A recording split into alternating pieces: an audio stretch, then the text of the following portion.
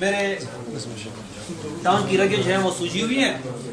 ठीक है, सुनो आप, टांग पे बहुत सारी रगें सूजी हुई हैं, गुच्छा सा बना हुआ है।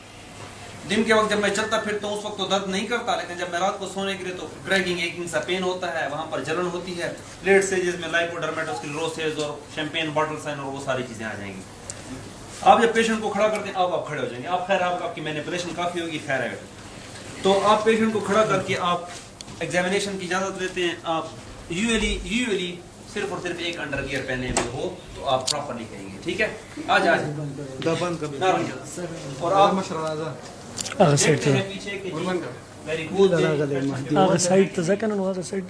अब अगर वेरिकोज वेन इंस्पेक्शन पे मौजूद हैं तो वेरिकोज वेन किसे कहते हैं? tortuous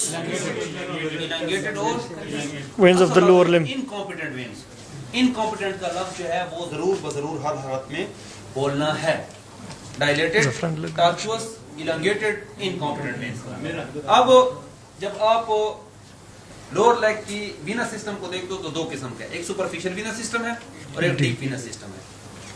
सुपरफिशियल वीनस सिस्टम में आपके पास ग्रेट सेफेनस वेन और स्मॉल सेफेनस वेन है, यानी लॉन्ग और स्मॉल सेफेनस वेन है। और जो डीप वीनस सिस्टम है उसमें आपके पास पॉप्युलेटर और फेमरल वेन आ जाती है। ये दोनों वेन्स या सुपरफिशियल वीनस सिस्टम और डीप वीनस सिस्टम आपस में छोटे छोटे वेन्स के थ्रू कम्युनिकेट करता है वॉल्व्स के जरिए, उनको कहते हैं परफोरेटर्स। ठीक है, वो परफोरेटर्स कौन कौन से होंगे, किस लेवल पे होंगे, वो भी मैं आपको बता दूंगा।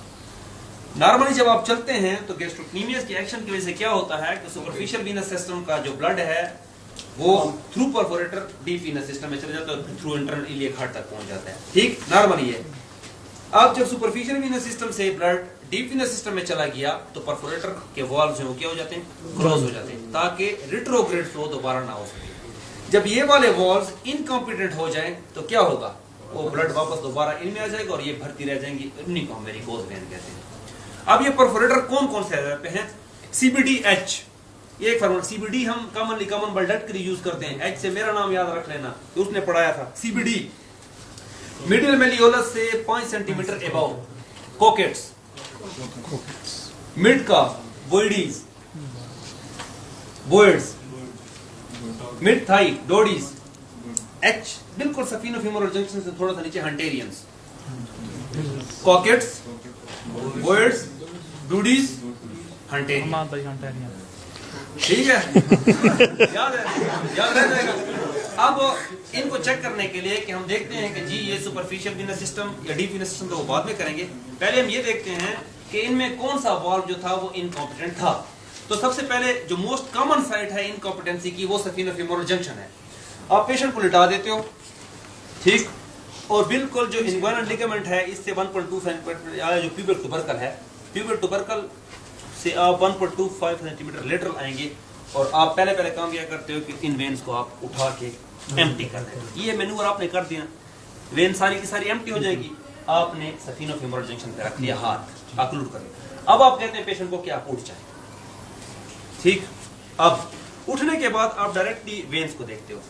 अब अगर लेट अस सपोज ये वाला जंक्शन इनकॉम्पिटेंट था, आपने अपना हाथ रख के इसको क्या बना दिया, कॉम्पिटेंट बना दिया, फ्लो नहीं है, तो आपको पता चल जाएगा कि जी ये वाला चीज इनकॉम्पिटेंट थी। अब लेट अस सपोज दूसरी पॉसिबिलिटी ये है ये वाला कॉम्पिटेंट था, नीचे से कोई परफोरेटर जो था वो प्रॉब्लम क्रिएट कर रहा था, उसका क्या करें, उसके लिए फिर देखते हैं, फिर आप लेट जाए, उसके लिए हम टॉर्निक टेस्ट करेंगे। ठीक है, अब सबसे पहले आप नीचे से नहीं शुरू होते हैं, ठीक है, आप फिर वही मैन्यूवर करेंगे, आप सारे वेन्स को हाथ से मसाज करके एम्प्टी कर देंगे और आप 5 सेंटीमीटर एबव द एंकल आप टॉर्निक के बांध देते हैं। ठीक, आप पेशेंट को कहते हैं खड़े हो जाए। अब आपने इसको क्या बना दिया, कॉम्पिटेंट बना दिया। अब अगर ये इनकॉम्पिटेंट था तो नीचे फीलिंग नहीं होगी, लेकिन अगर ये भी कॉम्पिटेंट है और फिर भी फीलिंग हो रही है, इसका मतलब है कि ऊपर कोई मसला है। इस तरह करते करते आप सारों के लिए ये वाला टेस्ट कर लेंगे। अब लेट अस सपोज आपको पता चल गया कि जी मिड थाई पे जो परफोरेटर था, खड़े हो जाओ, खैर एक मिनट, मिड थाई पे जो परफोरेटर था वो वाला इनकॉम्पिटेंट था। अब आप देखते हो कि ये सुपरफिशियल वीनस सिस्टम की इनकॉम्पिटेंसी है या डीप की, दोनों को आप डिफरेंशिएट करते हो। आप पेशेंट को लिटा के वही सारा कुछ खाली करा के और आप मिड थाई पे ये बांध देते हो और आप पेशेंट को कहते हो कि जी 3 मिनट तक तेज तेज चलें, फिर तेज तेज चलें फिरें। स्वेलिंग है और पेन नहीं है, S for swelling, S for superficial system. Swelling है और पेन नहीं है, सुपरफिशियल वीनस सिस्टम की इनकॉम्पिटेंसी है। पेन है और स्वेलिंग नहीं है, डीप वीनस सिस्टम की कमी। जो भी है इलाज उसका फ्लश लाइगेशन है। ठीक, ये आपका एग्जामिनेशन हो गया वेरिकोज वेन। इसमें अगर कुछ पूछना है तो जल्दी जल्दी पूछना। सर मोइसेस टेस्ट और पर्थिस टेस्ट। पर्थिस टेस्ट, ये पर्थिस हो गया, ये जो आपने भी किया। Yes sir. ठीक है, आप जो दूसरा टेस्ट बता रहे हो उसमें श्वार्ट्ज टेस्ट हैं, वो आपसे नहीं करवाएंगे, आपसे सिर्फ ये 2 टॉर्ने के टेस्ट ये करवाएंगे अपने लेवल। ठीक। बुक पे नाम ही नहीं है इसलिए ना। तो काशिफ भाई ने की बना के दी थी वेरिकोज वेन की कॉम्प्लिकेशन वाली, तो उसमें वो कुशैरी से उसमें लेके फिर सर ने उसको 2 डोज दी। उसने कहा बच्चों को ये क्या करें। तो श्वार्ट्ज टेस्ट ये है कि आप मतलब है उस वेन के ऊपर स्टेथ रख लें तो आपको एक वीनस हम जिस तरह की भ्रूई होती है सिस्टोलिक मनोवर वो सुनाई देगा। इसके अलावा आप थ्रिल टेस्ट करते हो, श्वार्ट्ज टेस्ट उसको कहते हैं। श्वार्ट्ज है, पता नहीं कौन सा श्वार्ट्ज, उसमें आप मतलब है कि उसके ऊपर हाथ रख के आप पेशेंट को कहते हैं कि कफ करें। ये बेसिकली डिफरेंशिएट करना होता है उसको फेमरल हर्निया के। उसमें अगर थ्रिल मौजूद होती है, पल्सेशन है, तो इसका मतलब है कि ये वेन है। अगर थ्रिल और पल्सेशन मौजूद नहीं है तो इसका मतलब है कि वो हर्निया है। ठीक है, वही सारी, लेकिन वो करवाएंगे नहीं, आपसे सिर्फ और सिर्फ ये टेस्ट करवाएंगे और पर्थिस का पूछेंगे कि पर्थिस सबसे पहले सारे इंक्लूड करेंगे सबसे पहले, डेफिनेटली। उसके बाद फिर सारे सब कुछ करेंगे। हाँ, पहले आपने सफीनो फेमोरल जंक्शन करना है, लेकिन हर एक टेस्ट करने से पहले आपने क्या करना है? एम्प्टी करना है। सर्च ना पर्थिस तो ये है कि आप चले फिरे जो वाला इनकॉम्पिटेंट हो ना उस जगह पे अपने टारने के बांध देना है। उसके बाद आपने चलाना फिराना है कि देखें ये परफोरेटर तो खराब है, लेकिन किसकी वजह से? सुपरफिशियल वीनस सिस्टम की वजह से या डीप की वजह से? तो उसमें फिर थोड़ा सा, लेकिन इलाज सबका जो है वो एक हाँ कमांड पे लोअर लिम्ब है। तो लोअर लिम्ब में अगर वेन्स ज्यादा हो रही है तो किस वजह से? सफीनो फेमोरल जंक्शन की कॉम्पिटेंसी की वजह से। तो आपने एग्जामिन तो करना है ना। आपको अगर वेन्स का एक बहुत बड़ा गुच्छा नजर आ रहा है तो इसका मतलब है कि वेरिकोज है। तो फिर सबसे पहले आप जाएंगे सफीनो फेमोरल जंक्शन पे, क्योंकि सबसे मोस्ट कॉमनली जो खराब होता है वो तो सफीनो फेमोरल जंक्शन ही खराब होता है ना। ये परफोरेटर तो बहुत छोटी। ठीक है, टर्निकेट के लिए कौन सी चीज स्टेथ यूज कर सकते हैं। स्टेथ यूज कर सकते हैं। नाड़ा खोल के अपना बांध देना। पैंट वाला बस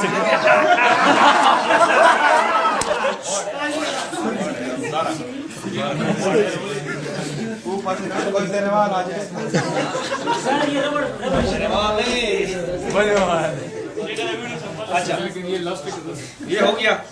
ठीक है, आगे चले, हर्निया पे आए जी। अच्छा, आपके पास पेशेंट हर्निया तो डेफिनेटली जरूर बजरूर हर एक एग्जाम पे हर्निया जरूर बजरूर रखा जाता है।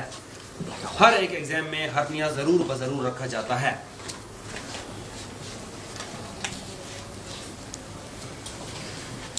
आपके पास पेशेंट प्रेजेंट करेगा lump in the groin region, यहाँ पर ये गोला है।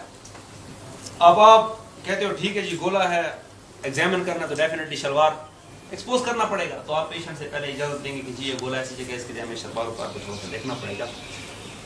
सबसे पहले आप पेशेंट को बेड से नीचे खड़ा करके या कुर्सी से उठा के आप उसको कहते हैं कि जी आप खुद अपनी शलवार खोल के एक्सपोज कराएं। इंस्पेक्शन की बात कर रहे थे।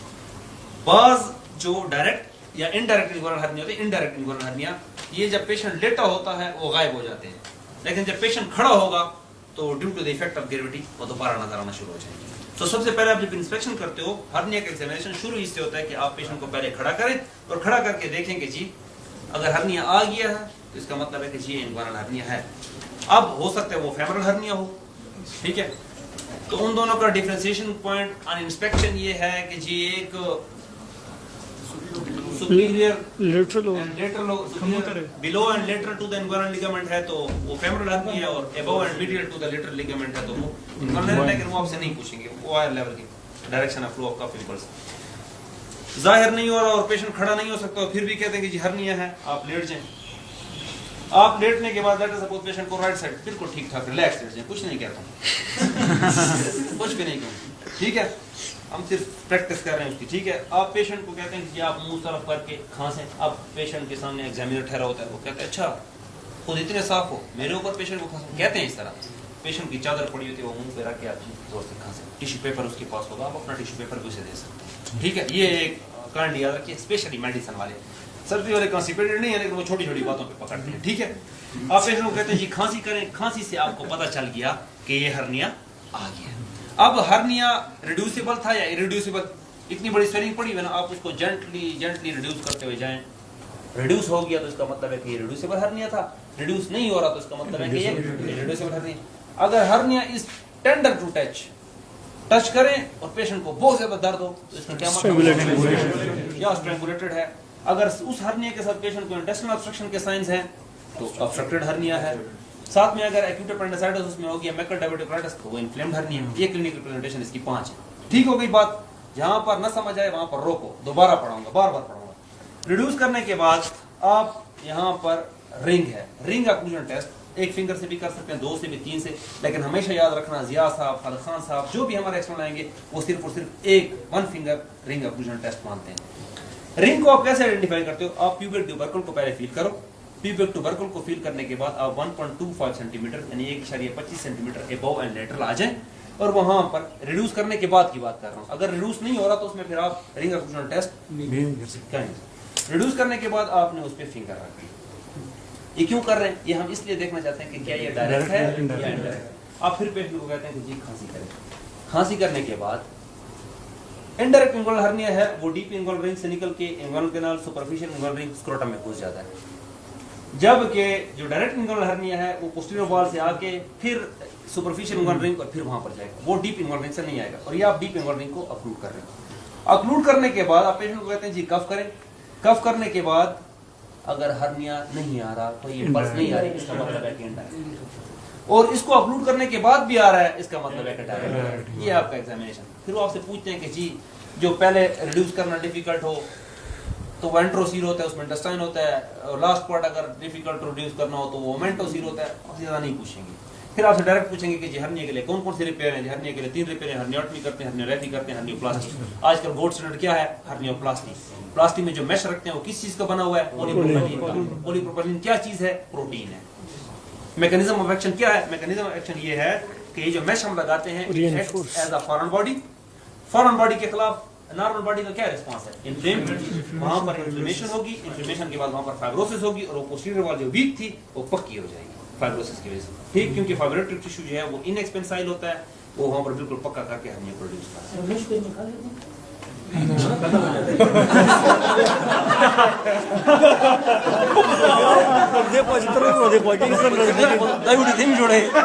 हार्वर्ड यूनिवर्सिटी से होकर हमें इस पे नाज था और इसने ऐसा ब्लंडर अगर तुमने किया मारेंगे। वो सारा एग्जामिनेशन पहले आपने सिर्फ इनिशियली आपने देखना है, क्योंकि अक्सर हर्निया लाई डाउन करने पे गायब हो जाते हैं, वो खड़ा करने पे due to the effect of the gravity वो नीचे सामने नजर आ जाएगा। टेंडर होगा तो रिड्यूस करना नहीं है, डायरेक्ट कहना है कि जी ऑब्स्ट्रक्टेड हर्निया है, अर्जेंट इमरजेंसी। हर्निया में कौन सी चीजें इमरजेंसी है? हर्निया में इमरजेंसी जो है obstructed hernia, strangulated hernia, inflamed hernia, ये इमरजेंसी हैं। रिड्यूसिबल इरिड्यूसिबल के लिए आप कंजर्वेटिव मैनेजमेंट कर सकते हैं। सर पेशेंट बिल्कुल सही हो तो सर उसे उठाएंगे, उसे कहेंगे खड़े हो जाओ। अगर तुम्हारी तरह का हट्टा कट्टा मरीज है तो मैं तो जरूर उठाऊंगा उसे। नहीं सर, एग्जाम की बात है। डेफिनेटली आपने कहा सर अगर उठ नहीं सकता फिर ये जैसे करेंगे, अगर उठ गया तो फिर तो काफी जरूरत नहीं होगी, वो एग्जाम करके उसके बाद भी आप फरमाएंगे कंफर्मेशन के लिए। हो सकता है वो एनवायरनमेंट इग्नोर हो, वो भी तो हो सकता है ना, वो सारी चीजें आपने करनी है। ठीक है, पूछेंगे आपसे यही 2-3 सवाल कि हर्निया के रिपेयर कौन। अच्छा, हर्नियोरेफी के फिर डिफरेंट तरीके, बेसिनी है, मॉडिफाइड बेसिनी है, शोल्डाइस है, लिटर्स है। ठीक है, वो सारा आपने नाम लेना है, लेकिन उनको कहना है कि ये वाले जो है ना आजकल आउट ऑफ डेट होते जा रहे हैं। हर्नियोप्लास्टी जो है और इसका पूरा नाम है लाइकेनस्टीन मैश प्लास्टी। लाइकेनस्टीन एक कंट्री का नाम है, यूरोप छोटा सा कंट्री है लाइकेनस्टीन, मेरे ख्याल उसकी लाइकेनस्टीन LICHENSTIEN लाइकेनस्टीन mash प्लास्टी। Mash प्लास्टी gold standard है। मैश प्लास्टिक के नुकसान क्या है या कॉम्प्लिकेशंस मैश प्लास्टिक क्या सकती हैं? वो मैश इन्फेक्टेड हो सकता है, एंटेरोकुटेनियस फिस्टुला बन सकता है। पेशेंट का आप जो पहला स्टिच लेते हो तो वो प्यूबिक बोन से लेते हो, तो वहाँ पर प्यूबिक बोन का थोड़ा बहुत पेन वगैरह सारी चीजें हो सकती है। ठीक है, प्रोटीन के स्टिच आप इसमें लगाते हो तो प्रोटीन नॉन एब्जॉर्बेबल सुचर है। अच्छा, सुचर्स का किसी ने आपको बताया?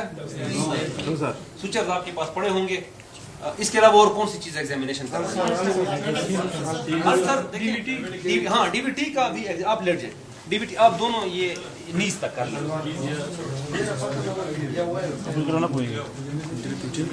सर बल का समलो जरा पुर्तुगी उचती तराशा आपसे अगर किया जाए कि असल पेशेंट ऐसे पेशेंट जो होते हैं जो कि पोस्ट ऑपरेटिव या जो इमोबाइल होते हैं या प्रेग्नेंट लेडीज में डीवीटी होने के चांसेस ज्यादा हैं। देखते जाओ हर जगह एग्जामिनेशन के रूल्स जो हैं वो इंस्पेक्शन से शुरू होते हैं। आप इंस्पेक्ट करते हो, इंस्पेक्शन पे आपको पता चल जाएगा कि यार हो सकता है ये वाली लेग जो है, हम सपोज करते हैं कि जी राइट लेग की इसकी डीवीटी है, ठीक है जी, इसकी ये वाली लेग जो है वो थोड़ी सी सोलन है, ठीक है, ये वाली लेग जो है ये सोलन नहीं है, इसका मतलब है कि इसमें कोई प्रॉब्लम है। दूसरा काम मैंने आपको कहा कि फिर क्या करेंगे, ये टेम्परेचर चेक किया और कंपेयर किया इसको, यार ये वाली थोड़ी गर्म लग रही है, ठीक है। उसके बाद आप हल्का सा करेंगे तो पेशेंट को देखें उसको थोड़ा सा पेन फील होगा, इसमें पेशेंट को पेन फील नहीं।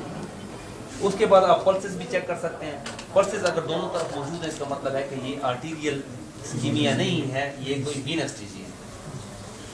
उसके बाद आप पेशेंट को ह्यूमन साइंस आजकल नहीं करते होते, क्रिमिनल है आप, लेकिन बताएंगे कि जी क्रिमिनल है, इसको आजकल डायग्नोसिस के लिए हमारे पास डॉप्लर अल्ट्रासाउंड आ गया है, हर जगह मौजूद है, कर सकते हैं। आप थोड़ा सा ये डॉर्सिफलेक्स कहते हैं इसको, डॉर्सिफलेक्स से पेशेंट को पेन फील होगा, इसमें नुकसान है कि ये यहाँ से डिस्चार्ज होते हैं वहाँ पर कोई। उसके बाद आप गर्थ देखते हो कितना इसका है, 3 डिफरेंट पॉइंट्स पे, एंगल पे देख लिया और इसको कंपेयर कर लिया, ये 35 था ये 36 हुआ। आप ये देख लेते हो और ये देख लेते हो और आप अराउंड द नी देख लेते हो, 3 पॉइंट्स पे आपने इसका सर्कमफ्रेंस देखना है।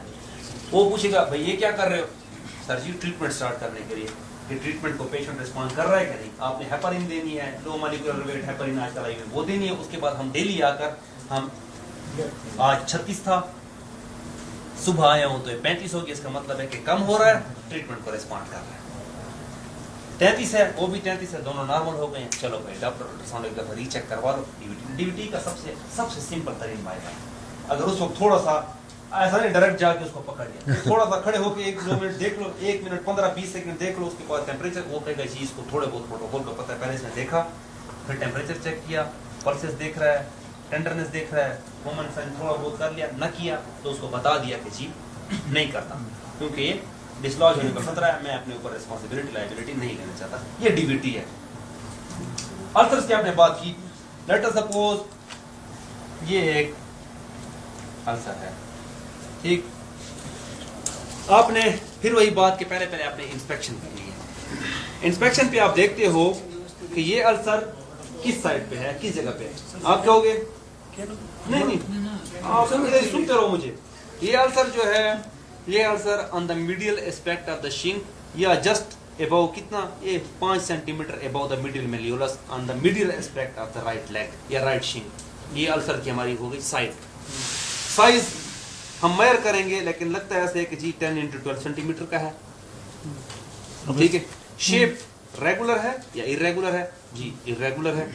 मार्जिन कैसे हैं, इवर्टेड हैं, पंच्ड हैं, रोल्ड हैं, वो आपको पता है, आप उसी वक्त देख के अंदाजा कर सकते हो। अगर रोल्ड हैं तो इसका मतलब है कि बेजल है, इवर्टेड हैं तो स्क्वेमस है, पंच्ड हैं तो ट्यूबरकुलोसिस है, ये सारी चीजें। मिडियल अल्सर जो होते हैं मोस्टली वीनस अल्सर होते हैं मोस्टली। उसके बाद आप इसका फ्लोर देखो, फ्लोर अगर बिल्कुल रेडिश तो इसका मतलब है कि ग्रेनुलेशन टिश्यू आ रहा है और ये हीलिंग अल्सर है। अगर इसके फ्लोर पे नेक्रोसिस है, पस पड़ी हुई है, स्लफ पड़ा हुआ है तो इसका मतलब है कि अभी ग्रेनुलेशन टिश्यू नहीं आया और ये अभी नॉन हीलिंग स्टेज में है। उसके बाद आप उसका फ्लोर मालूम करें कि कितनी डेप्थ है। अगर वो बहुत ज्यादा फाउल स्मेलिंग है, बहुत तो इसका मतलब है कि नीचे बोन इन्वॉल्व हो गई है, ठीक है, नीचे बोन इन्वॉल्व हो गई है। आखिरी चीज आप क्या देखोगे, लोअर लेग का जब भी एग्जामिनेशन करना हो या अपर लिम्ब में कोई भी अल्सर हो, आपने लिम्फ नोड्स जरूर देखें। अब लिम्फ नोड्स जो हैं वो 2 किस्म के हैं, देखें इनवायरल लिम्फ नोड्स 2 किस्म के हैं, वर्टिकल है, ये वर्टिकल हो गया, तो ये हॉरिजॉन्टल। ये हॉरिजॉन्टल जो ये वर्टिकल जो है इसने सारे के सारे लिम्फ को ड्रेन करना है, और ये जो वर्टिकल हो गया इसने स्क्रोटम की पोस्टीरियर सरफेस को, एनस के लोअर पार्ट को और ये हाइपोगैस्ट्रियम से जो नीचे वाला एरिया वो इधर आएगा, अम्ब्लाइकस से नीचे वाला एरिया इधर आएगा, स्क्रोटम और एनल एरिया जो है lower 1/4 of the anal canal भी इसमें ड्रेन होगा। अब ये इंपॉर्टेंट इसलिए है कि आप अगर लोअर 1/4 ऑफ द एनल्स में एनल कैनाल में कार्सिनोमा है तो उसमें ये वाले लिम्फ नोड इनलार्ज होंगे, ये वाली बात याद रखना है। तो अगर पेशेंट आपके साथ सिर्फ और सिर्फ ये लिम्फेडेनोपैथी के लिए आता है और बाकी कोई भी लीजन नहीं है तो क्या करना है, डीआरई जरूर करनी है, प्रोक्टोस्कोपी जरूर करनी है। ये वाला जो है ये सारे का सारा जो आंसर है उसकी करेंगे। हमारी डिग्री बड़ी खतरनाक होती है, आदत की मजबूर है, हम हुक बना देंगे।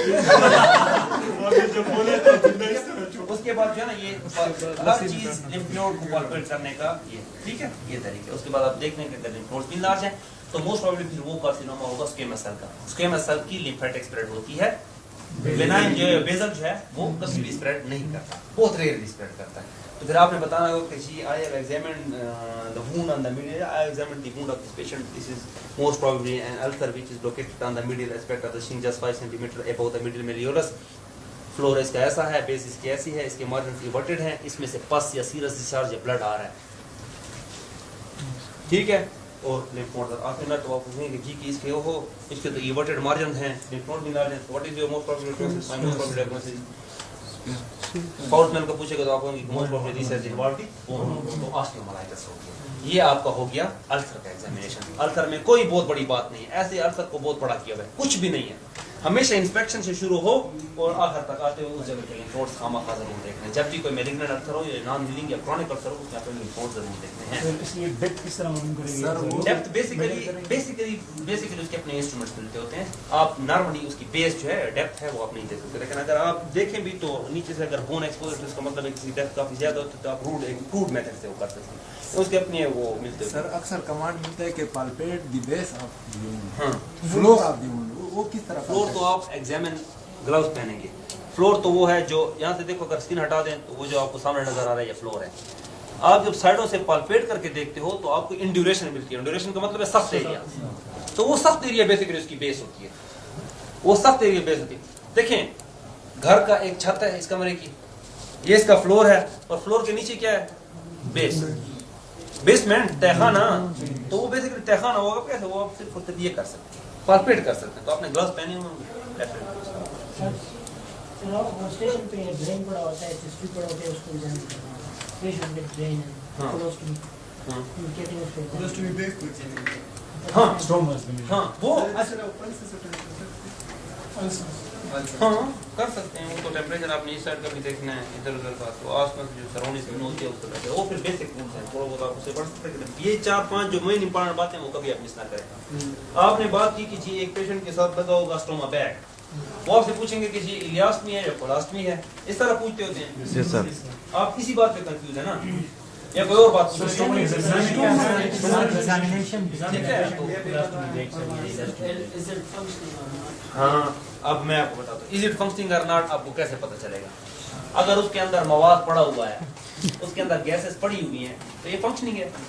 अगर वो खाली है तो इसका मतलब है कि नॉन फंक्शनिंग है। लेकिन पेशेंट से पहले पता करना है कि कहीं खाली तो नहीं किया होगा। एक बात, दूसरा क्वेश्चन आपका क्या है? ठीक है, अब आप बताओ ileostomy mostly right iliac fossa में बनाई जाती है, colostomy mostly left hypochondrium, right hypochondrium या लेफ्ट इलियक फोसा में बनाई जाती है। Exceptions are always there. अब हुआ ये कि एक पेशेंट को हमने पहले राइट मीडियन पैरामीडियन से खोला, अब उसको दोबारा सर्जरी की जरूरत पड़ गई, दोबारा सर्जरी में हमें जरूरत पड़ गई इलियास्टमी की। अब इलियास्टमी वाला गंध इधर बैग अप्लाई नहीं हो सकता, ये गंध वुंड पे भी जाएगा। अब हम इलियास्टमी को लेफ्ट साइड पे निकाल देते हैं। आप कंफ्यूज कीजिए इलियास्टमी या कोलास्टमी। कंटेंट्स अगर सेमी सॉलिड या लिक्विड कंटेंट्स हैं तो वो इलियास्टमी है, अगर फॉर्म फीसेस हैं तो वो कोलास्टमी है। ऑर्डर, स्मेल, अगर बिल्कुल फीसेस की स्मेल आ रही है तो वो कोलास्टमी है। इलियास्टमी में कभी भी फीसेस की स्मेल नहीं आएगी। इसीलिए कोलास्टमी का सिर्फ एक ही नुकसान है, बाकी सारे फायदे हैं, वो है ऑर्डर मैनेज करना। पेशेंट स्मेल के साथ इतनी सोशल नहीं हो सकता, ठीक है। बाकी इलियास्टमी नुकसान ही नुकसान है। इलियास्टमी क्या है? एब्जॉर्प्शन नहीं हो रही, malabsorption, excoriation, ileostomy diarrhoea, electrolyte abnormalities, prolapse, retraction, वो सारी चीजें। तो एक जगह, साइट और सबसे बड़ी बात कंटेंट्स, स्मेल, ये सारी चीजें आप इलियास्टमी कोलास्टमी इस तरह कह रहे हो। फिर आपसे पूछेंगे कि इलियास्टमी किसे कहते हैं, कोलास्टमी किसे कहते हैं, सीकोस्टमी किसे कहते हैं, गैस्ट्रोस्टमी किसे कहते हैं, जुजिनास्टमी किसे कहते हैं, ठीक है। और फिर उसके नुकसानात क्या हैं, वो आपसे कॉम्प्लिकेशन पूछते हैं कि उसके मैनेजमेंट क्या है। बाद वक्त आपसे पूछते हैं जी कोलास्टमी बंद पड़ी है, सबसे पहले क्या करोगे जी? उसमें हम फिंगर एग्जामिनेशन, डिजिटल एग्जामिनेशन करेंगे, और सबसे थोड़े बहुत हार्ड पीसेस वो निकल जाता है, कोलास्टमी वर्किंग करना शुरू। ठीक, इलेक्ट्रोलाइट इम्बैलेंस हो जाता है, उस वजह से पेशेंट पेरिटोनियल की इसमें इलियास डायरिया के लिए मेट्रोनिडाजोल देंगे, एक्सपिरेशन के लिए जिंक। ये सारी चीजें शमी में भी लिखी हैं, बेले में भी लिखी हैं, जिस किताब में देखें 7-8 कॉम्प्लिकेशन है। इंडिकेशन आपसे पूछेंगे तो क्या क्या इंडिकेशन है? परफोरेशन है, पैरोटिनोइडल है, कार्सिनोमा है, डिस्टल ऑब्स्ट्रक्शन है, डिस्टल आपने रिपेयर किया हुआ है, फिस्टुला फॉर्मेशन, ये सारी चीजें यही हैं। और क्या? हाँ, इलियास्टमी कोलास्टमी रिवर्ट कब करते होते हैं? After 3 months. 3 मंथ्स में यूजुअली सारी की सारी हीलिंग हम कहते हैं कि हो जाती है। उससे करने से पहले उससे पूछेंगे कि इलियास्टमी क्लोज करने से पहले कौन सा टेस्ट करेंगे? लूपोग्राम। लूपोग्राम किसका? प्रॉक्सिमल का या डिस्टल का? हमने डिस्टल की पेटेंसी देखनी है कि डिस्टल पेटेंट है, हम इसको रिवर्स करते हैं। ठीक, ये इलियास्टमी कोलास्टमी। और पूछते चेस्ट ड्रेन एग्जामिनेशन। हाँ हाँ, फॉर मिकोलिस्ट्रिन। ये लेट अस सपोज हो गट है बहुत छोटी, ओ पतले आराम तो करना, चलो मत आराम से, बस अभी देखो ये लेट अस सपोज गट है, लेट अस सपोज ये गट है। इस गट की लूप को निकाल लिया और इसके सिर्फ एक वॉल में, यानी इस गट की 2 वॉल्स हो गई, एक एंटीरियर वॉल एक पोस्टीरियर वॉल। आप सिर्फ एक वॉल में अगर इंसिजन देते हो तो ये आपकी बनती है लूप इलियास्टमी या लूप कोलास्टमी, जो भी है, क्योंकि ये एक लूप है और लूप में आपने एक इंसिजन दिया हुआ है। एक होती है हार्टमैन प्रोसीजर, जिसको हम कहते हैं एंड इलियास्टमी एंड कोलास्टमी। आपने इसको दरमियान में से काटा, ठीक, ये वाला आपने बंद कर दिया डिस्टल और इसको निकाल दिया, ये हार्टमैन बन गया, इसको हम एंड इलियास्टमी एंड कोलास्टमी। एक ये होती है, ये डिजीज एरिया था, डिजीज एरिया को निकाल के दोनों लूप्स को बाहर ले, ये डबल बैरल या पाल्मी बैरल। बस ये बड़ी आसान सी चीज, ठीक है। अच्छा क्वेश्चन आपका ये पूछते हैं, ठीक है। और सर वो चेस्ट ड्रेन लगा होता है पेशेंट को, कहते हैं कि इसको एग्जामिन करो, ठीक है जी। चेस्ट ड्रेन आप एग्जामिन करते हो, पहले जब देखते हो कि जी अंडर वाटर सील लगा हुआ है, पहले इसका पूरा नाम पढ़ लो, unidirectional gravity dependent under water seal.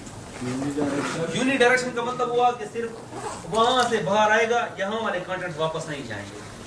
Gravity dependent का मतलब है हमने नीचे रखा हुआ है, ग्रेविटी की इफेक्ट से वो सारी चीजें आएंगी। अंडर वाटर सील हुके वाला सिस्टम जिसको कहते हैं, पानी के अंदर वो ट्यूब डिप करनी चाहिए, ठीक है। वो वर्किंग है कि नहीं, उसके अंदर एक कॉलम होगा, पस का हो सकता है, एयर का कॉलम हो सकता है, ब्लड का, मोस्ट कॉमनली ब्लड का कॉलम आपको उस ट्यूब के अंदर मूव करता हुआ हर इंस्पायरेशन एक्सपायरेशन के साथ आपको नजर आ जाएगा। मूव कर रहा है, इसका मतलब है कि चेस्ट ट्यूब वर्किंग है। अगर वो मूव नहीं कर रहा तो इसका मतलब है कि चेस्ट ट्यूब वर्किंग नहीं। नीचे आप देखते हो तो हर इंस्पायरेशन के साथ थोड़े से बुलबुले उठते हैं, बबल उठते हैं। अगर ये बबल बहुत ज्यादा हों तो फिर एक कॉम्प्लिकेशन है कि ब्रोंको फिस्टुला बन गया, लेकिन उस तरह आपकी नहीं। मूव कर रहा है, फिर आपसे कहेंगे कि जी ठीक है मूव कर रहा है, क्यों डाला?